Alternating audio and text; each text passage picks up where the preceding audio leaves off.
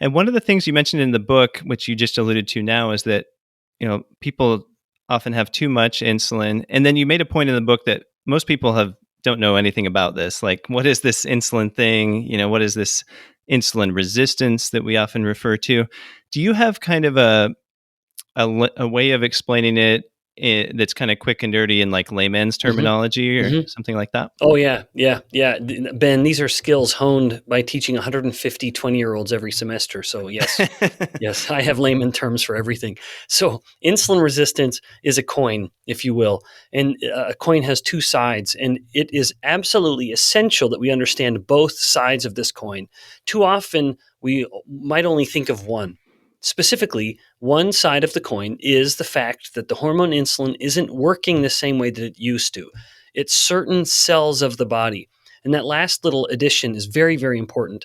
So, some of the body's cells, like muscle cells, for example, don't respond to insulin as well as they used to.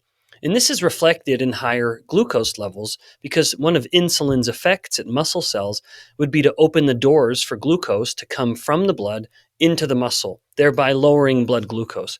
So, some of the cells aren't working, but some are working just fine, like the theca cells of the ovary, for example. Those cells of the ovary have perfect sensitivity to insulin, and they don't become insulin resistant. So insulin isn't working the right way at all of the cells of the body. And that's what we just call insulin resistance. But it's important to remember that it's not universal. It's not the entire body or every cell of the body. It's some of the cells. And that's very important when we flip the coin over. The other side of the coin is hyperinsulinemia, which is just a grand clinical term for high insulin levels. And that's very important. Anytime there is insulin resistance, there is high insulin levels in the blood. You cannot pull them apart. You cannot pick up the coin without picking up both sides.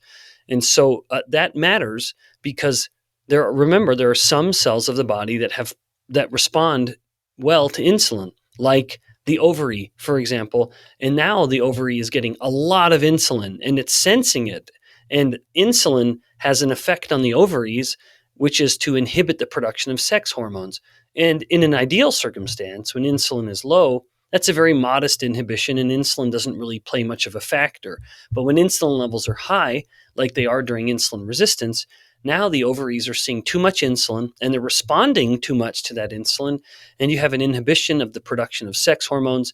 And ultimately, then you have a woman who's suffering from the most common form of infertility in women, which is polycystic ovary syndrome or PCOS. So, again, brief review: insulin resistance is a coin with two sides. One side is insulin isn't working the same way that it used to throughout the body. And the other side is blood insulin levels are chronically higher than they used to be.